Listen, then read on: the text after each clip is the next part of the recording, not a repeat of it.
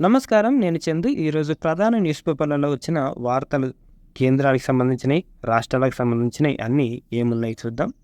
మొదటగా ఈ ఇది ఇచ్చిర్రు చూడండి. లోకం తీరు 2035లో అంతరిక్ష కేంద్రం మనకు. అప్పటిదాకా నన్నే గెలిపిస్తే చంద్రుడి పైన నీకు ఇల్లు కట్టిస్తా అని చెప్తుండు రాజకీయ నాయకుడు. ఈ సామాన్యమైన మనిషేమో ఇగో ఇది దాంట్లో బతుకుతుండు. ఇగో ఇట్లా రాజకీయ నాయకులు బాగుపడతారు.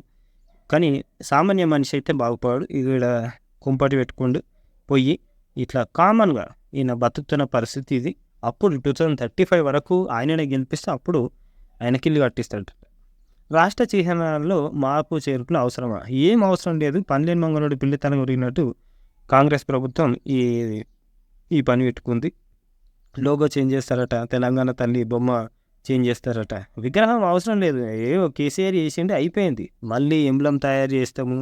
తర్వాత తెలంగాణ తల్లి అట్లా లేదు, ఇట్లా ఉండాలి అంటే ఎవరికి కావాలి? ప్రజాపాలన అని పెట్టినారు. ఆ పాలన మీద కాన్సన్ట్రేషన్ చేయాలి కానీ ఏ కొత్త కథలు పెట్టుకున్నారు. తెలంగాణ స్టేట్ బాగానే ఉంది. ఎందుకు మళ్ళీ పనిలేని పిచ్చి కథలు కూడా తప్ప.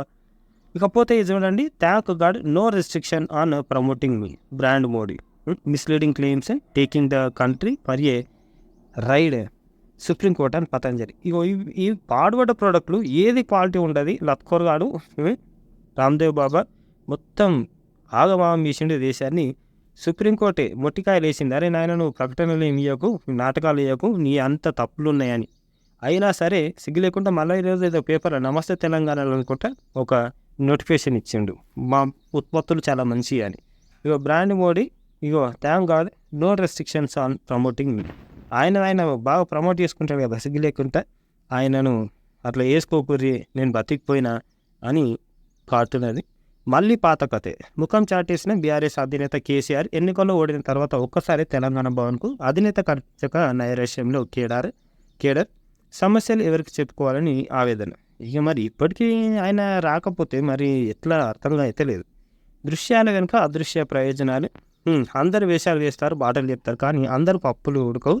ఏం చూపించినా ఏం చెప్పినా జనానికి ఏమి కనిపించాలన్నదే ముఖ్యం. దర్జా ప్రదర్శించబోతాం, జనం మాత్రం దర్పాన్ని చేస్తారు. మంచితనం చెప్పబోతాం, మెతకతనమే కనిపించవచ్చు. ఇగో ఈయన చేసేటి కథలన్నీ చిత్ర విచిత్రాలు. పోయి పర్వతం మీద యోగా చేసిండు, మొన్న లక్షద్వీపు, తర్వాత నిన్న అయోధ్యన ద్వారకాల ఎక్కడికి వెళ్ళి ఆయన న్యూస్లు ఉండేటట్టు చేసుకుంటాడు అన్నమాట. ఇగో భక్తి నివేదనను ఈ రూపంలో ప్రదర్శించి ప్రచారం చేయడంలో నరేంద్ర మోడీ ఉద్దేశం వ్యక్తిగతం కాదు. ఆయన వంటి రాజకీయ నాయకులు ప్రదర్శించే అన్ని వ్యక్తిత్వ లక్షణాలు వాస్తవంలో ఉండక్కర్లేదు. హిమాలయాల్లో పర్వత గుహల్లో ధ్యానం చేయడం, సముద్ర తీరంలో వాల్ కుర్చీలో సేద తీరడం, సఫారీ వాహనం మీద వేటగాడి వేషంలో సంచరించడం, డిస్కవరీ ఇంటర్వ్యూ కోసం విహారం చేయడం, సముద్రం ఒడ్డున స్వచ్ఛ భారత్ చేయడం, బహుముఖ ప్రజ్ఞలు, సకల కళలు ఉన్న మహానాయకుడిగా మోదీ కనిపించి ఆశ్చర్యపరుస్తాడు. ధీరుడు, వీరుడు, కర్కశుడు, కారుణ్యమూర్తి, విహారీ, వినోది, భక్తుడు. ఈ వ్యక్తిత్వాలను అన్నిటినీ జన హృదయాలలో ప్రతిష్ఠించిన ప్రజా సంబంధాల ప్రచార వ్యవస్థను అభినందించవచ్చు. ఇది ఎక్కడికి వెళ్ళి న్యూస్లు ఉండేటట్టు చూసుకుంటాడు, వెనుకకెళ్ళి ఓట్లు దుబ్బేసుకుంటాడు. హిమాచల్లో హైడ్రామా. పతనమంచిన కాంగ్రెస్ ప్రభుత్వం, మంత్రి విక్రమాదిత్య సింగ్ రాజీనామా అనంతరం ఈ కాంగ్రెస్ ప్రభుత్వాన్ని ఏమి ప్రభుత్వాన్ని దించేసేటానికి బీజేపీ ప్రయత్నాలు ఎక్కడ లేని కష్టాలు చేస్తారు. ఇకపోతే రేవంత్ అది నోరేనా సీఎంగా ఉండి ఇదేం జిగుప్సాకర భాష. మరి కేసీఆర్ అన్ని బూతులు మాట్లాడితే ఎవడు సపోర్ట్ చేయలేదు. అప్పుడు ప్రతిపక్షమే లేదు. సిగ్గు లేకపోతే సరే. ఇగో వీళ్ళకైతే సిగ్గే లేదు. ఇగో ఈమె దేవతనైతే ఈమెకు కాళ్ళు మొక్కాలి. ఎస్సీ ఎస్టీ బాధలు పట్టించుకోవా తల్లి సత్యవతి అని అంటే కేసీఆర్ సార్ మళ్ళీ గెలిస్తేనే నేను చెప్పులేసుకుంటా అని మస్తు కష్టపడ్డది ఆమె. అసలు కేసీఆర్ అన్ని బూతులు మాట్లాడితే మాత్రం ఎప్పుడు సపోర్ట్ చేయలేదు. అప్పుడు ఎంజాయ్ చేసారు. ఇప్పుడు రేవంత్ మాట్లాడితే మస్తు నాటకాలు వేస్తారు. రేవంత్ కూడా మాట్లాడే మాటలు కావు, అవి తప్పది. తెలంగాణ సర్కారు ఒక స్టేట్ని రిప్రజెంట్ చేస్తున్నప్పుడు మంచిగా మాట్లాడాలి. గండం గట్టెక్కినట్లయినా అని ఇంకో పేపర్లు ఇచ్చారు. అసెంబ్లీలో హైడ్రామా. కూలిపోయే ప్రమాదం నుంచి గట్టెక్కిన సుకు సర్కార్ కూలిపోతుంది. ఎందుకు వారంటే ఈ బీజేపీ వాళ్ళు అట్లా చేస్తారు. ప్రతిపక్ష నేతలను జంతువుల్లా వేటాడుతున్నారు. ఎందుకు అని అంటే క్వశ్చన్లు చేస్తారు కదా. దేశంలో రైతులు ఆందోళనలో ఉంటే పట్టించుకొని కేంద్ర ప్రభుత్వం ప్రతిపక్ష నేతలను మాత్రం దర్యాప్తు సంస్థలతో జంతువులా వేటాడుతుందని సిపిఐ జాతీయ కార్యదర్శి నారాయణ మండిపడ్డారు. రాముడిని కృష్ణుడిని అడ్డం పెట్టుకొని ఓట్లు దండుకునే ప్రయత్నం చేస్తున్నారని విమర్శించారు. దేవుళ్లను కలిసే మోదీ సమస్యలో ఉన్న రైతులను ప్రజలను ఎందుకు కలవరని ప్రశ్నించారు. బుధవారం ఢిల్లీలోని తెలంగాణ భవన్లో మీడియాతో ఆయన మాట్లాడారు. రాబోయే ఎన్నికల్లో ఆ పార్టీని కేంద్రంలో అధికారంలో రాకుండా చేయడమే తమ లక్ష్యమని చెప్పారు. ఎక్కడికి వెళ్ళి గొప్పలు చెప్పుకొని బతుకుతాడు కదా ఆయన. దేవుడి విగ్రహాలు తెచ్చానని గొప్పలు చెప్పుకునే మోదీ 1,00,000 కోట్లు ఎగ్గొట్టి విదేశాలకు పారిపోయిన వాళ్ళను ఎందుకు వెనక్కి తీసుకురాలేకపోతున్నారో చెప్పాలని డిమాండ్ చేశారు. నిజంగా ప్రజలకు మేలు చేస్తుంటే ఇన్ని జిమ్మికులు చేయాల్సిన అవసరం వచ్చేది కాదు. ఢిల్లీ లిక్కర్ స్కామ్లో అసలు నిందితులను వదిలేసి కేజ్రీవాల్ టీంను కేంద్రం ఇబ్బందులకు గురి చేస్తుందని చెప్పారు. ఈడీ, సిబిఐ లాంటి సంస్థలను ఉపయోగించి ప్రతిపక్షాలపై దాడులు చేస్తూ ప్రజాస్వామ్యాన్ని కూని చేస్తారని దుయ్యబట్టారు. నిజమే అది. అసలు మనుషులను వదిలేసి లత్కొరగాళ్ళందరూ ఇక్కడ లోన్లు తీసుకొని విజయ్ మాల్యా తర్వాత గుజరాత్ నుంచి సగం మంది లోన్లు తీసుకొని వెళ్ళిపీకారు. ఇప్పుడేమో వీళ్ళను అట్టుకుంటారు. గత పాలకులు రైతు నిధిని మింగేశారు. మీరు దేశాన్ని మింగుతారు కదా, ఏం చేస్తాం మరి చెప్పు. ఏం చేయలేము. రాజీనామా వేయను, నువ్వు దేవుని భయ చేయమని ఎవరు అడగలేదు. మాకు మెజారిటీ ఉంది, నిరూపించుకోరి, రాష్ట్రాన్ని నిలబెట్టుకోరి, ఆ పాలతకల్లా రాని ఎక్కువ. ఇక మహాత్ములు 90 ml ఇస్తేనే బయటకు వస్తాను, నువ్వు దేవుని రానాయన. ఏడా హుసేన్ సాగర్లో వండుకున్నాడు. ఎప్పుడు పడితే అప్పుడు ఎక్కడ పడితే అక్కడ డ్రంక్ అండ్ డ్రైవింగ్ పరీక్షలు నిర్వహిస్తూ పోలీసులు బంధుబాబులకు చిక్కులు చూపిస్తుంటే ఇక ఈయన మాత్రం హుసేన్ సాగర్లో దిగి పోలీసులకే చిక్కులు చూపించాడు. 90 ml ఇస్తేనే బయటకు వస్తారని ముప్పు తిప్పలు పెట్టింది. ఇది అట్లుంటుంది. ఇలా మార్పింగ్ చేసి అశ్లీల ఫోటోలు. లోన్ యాప్ నిర్వాహకుల దురాగతం మనస్తాపంతో ఆత్మహత్య చేసుకున్న యువకుడు. 50 సార్లు చెప్తున్నా, ఎవడు ఇంటలేడు. ఎందుకు? అరే లోన్లు తీసుకోకూరి, తెలిసిన వాళ్ళ దగ్గర తీసుకోరి, బ్యాంకులలో లోన్ తీసుకోరి. ఇగో ఈ యాప్లలో పైసలు తీసుకుంటే ఫోటోలు మార్పింగ్ చేస్తారు, అందరికి పంపిస్తారు, సుక్కలు చూపించి సంకనాకిపిస్తారు. జర గుర్తుపెట్టుకోండి, అట్లా చేయకండి. సైకిల్పై బాలింత తరలింపు, వైద్యం అందక శిశువు మృతి. మనం ఎక్కడ పోతున్నాం, ఎంత మన రాష్ట్రమైన మన దేశమైన ఎంతవరకు అభివృద్ధి చెందింది అనేది వీటి దగ్గర ఉంటాయి. ములుగు అంటే సీతక్క కాన్స్టిట్యుయెన్సీ చూద్దాం. బిడ్డ పుట్టిందన్న ఆనందం ఆవిరైంది.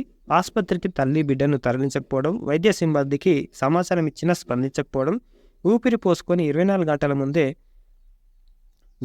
శిశువు కన్నుమూసింది. మరోవైపు అనారోగ్యానికి గురైన బాలింతను 7 కిలోమీటర్లు అటవీ మార్గం గుండా సైకిల్పై తరలించాల్సి వచ్చింది. ములుగు జిల్లా రోలుబండ గొత్తి కోయగూడెంలో జరిగిన ఈ సంఘటన బుధవారం ఆలస్యంగా వెలుగు చూసింది. మండల కేంద్రానికి 7 కిలోమీటర్ల దూరంలోని రోలుబండ ఈ నెల 25న బుద్రు అనే గర్భిణి శిశువుకు జన్మనిచ్చింది. ప్రసవానంతరం తల్లి బిడ్డ క్షేమంగానే ఉన్నప్పటికీ మర్నాడు శిశువు ఆకస్మికంగా మృతి చెందింది. గుర్తుపెట్టుకోండి, మనం ఏదైనా సిగ్గు తెచ్చుకుంటున్నాము, మనం ఏదైనా బాగుపడ్డాము అని అంటే ఇగో ఇది ఆడవాళ్ళకి ఇంతవరకు క్షేమం ఇస్తున్నాము అనేది.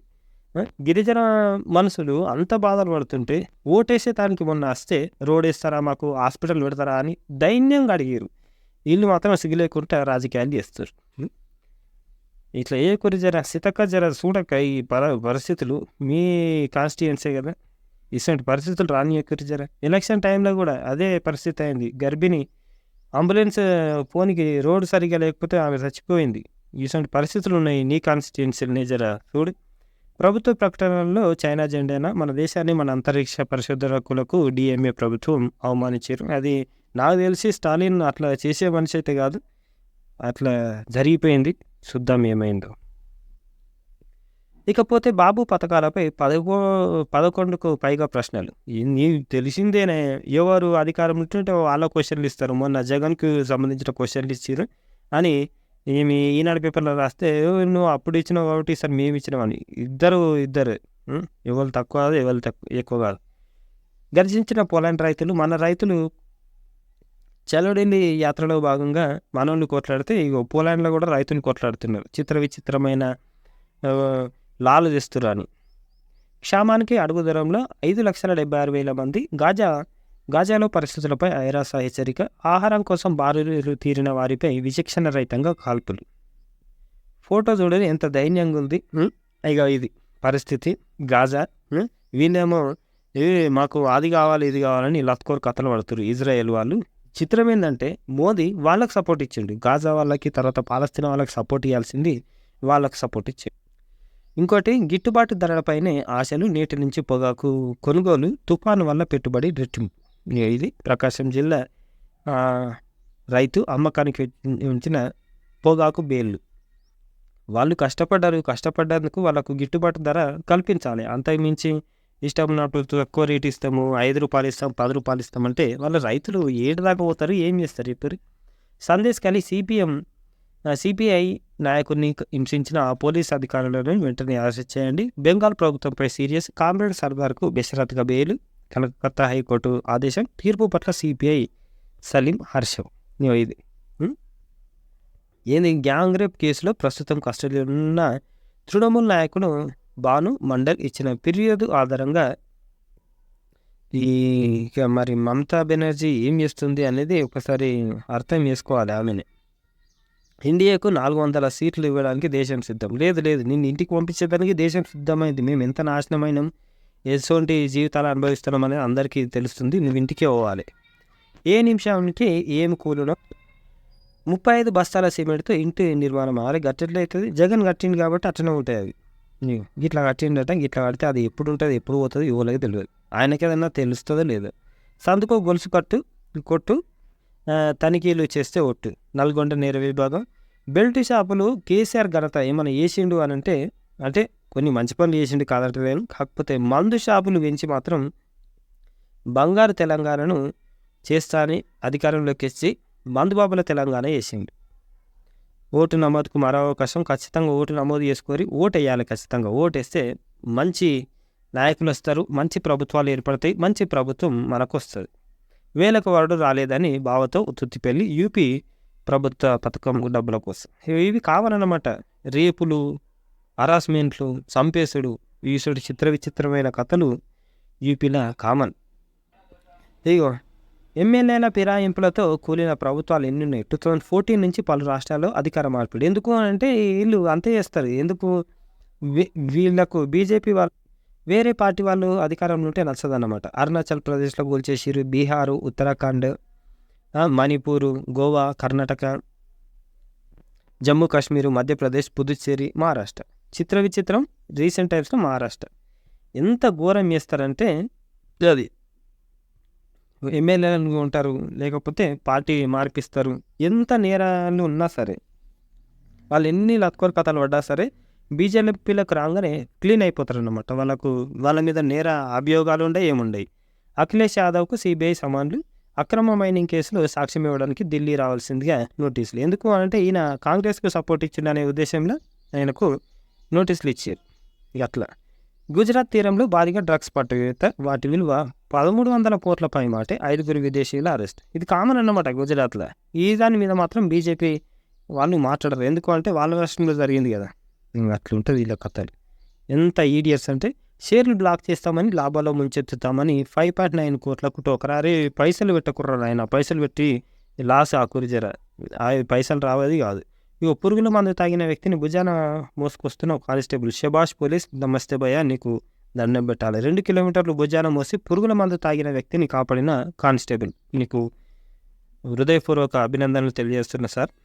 జర గుర్తుపెట్టుకోండి, పురుగుల మందు తాగితే బతికేతానికి ఛాన్సులు లేవు.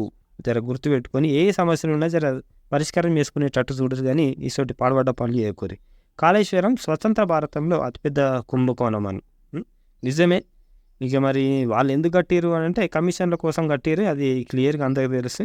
జర ఇప్పటికన్నా బుద్ధి తెచ్చుకొని ఓడగొట్టినాకనన్నా మంచిగా మాట్లాడతారేమో అంటే ఇప్పటికీ అదే అహంకారం ఉంది వాళ్ళకు. ఏం చేస్తాం, టీఆర్ఎస్ మజాక, కేసీఆర్ సార్ అంటే మినిమం ఉంటుంది. That's the spirit.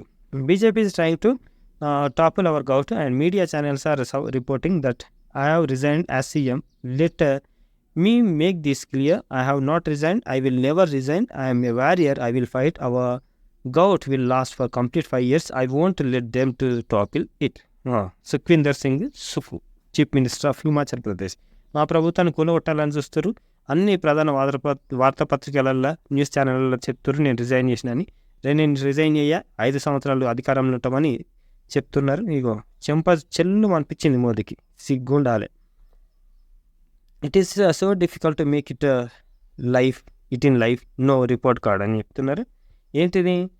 Just listen to your conscience votes in Lok Sabha Rajya Sabha polls. ఏంది?